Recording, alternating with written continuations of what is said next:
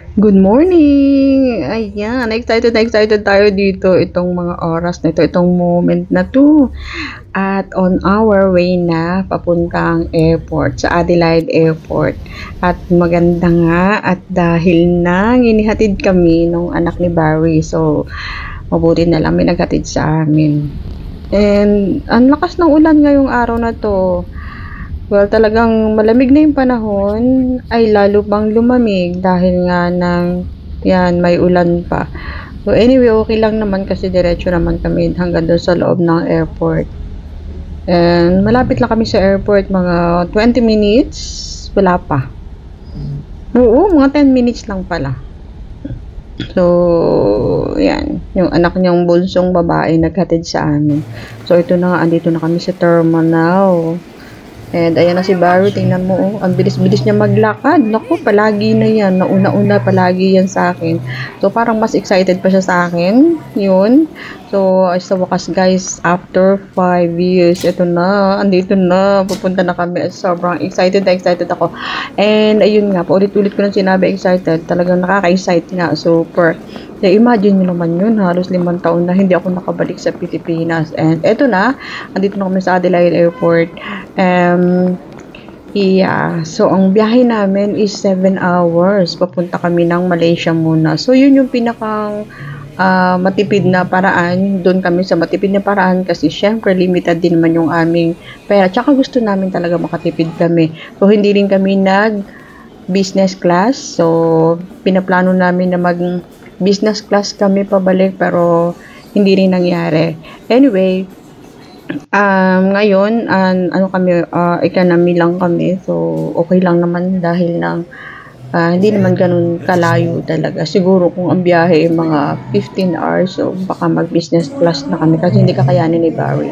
So, ito na, waiting na kami for boarding kasi kami ay naka-check-in na. Nakapasok na kami sa airport, sa loob nakalampas na kami sa immigration. So, ito na.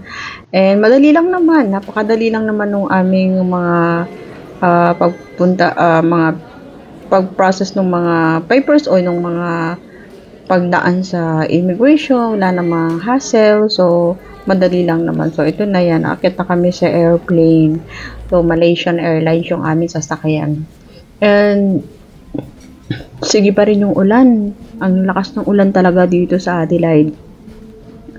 Anyway, okay lang yan kasi nasa loob lang naman tayo.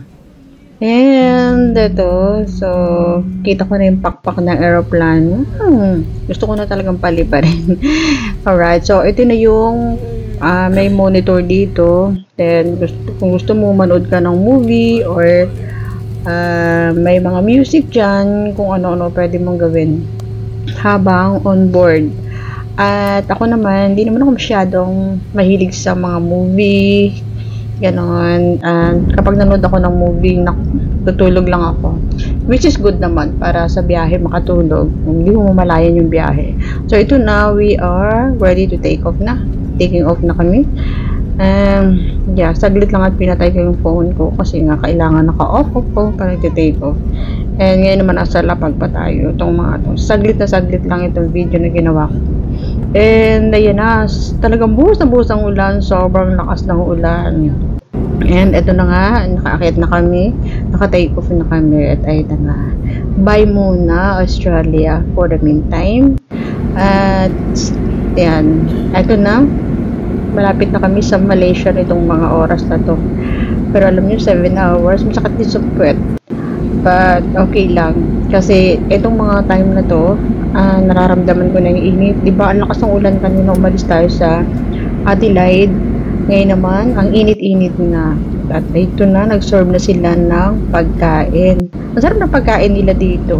Gusto ko yung kanilang parang pad thai at saka yung ano, ito yung fried rice nila. Ang sarap ng fried rice nila na yan. Hindi ko alam kung ano inihalo nila pero ang sarap. Excuse me.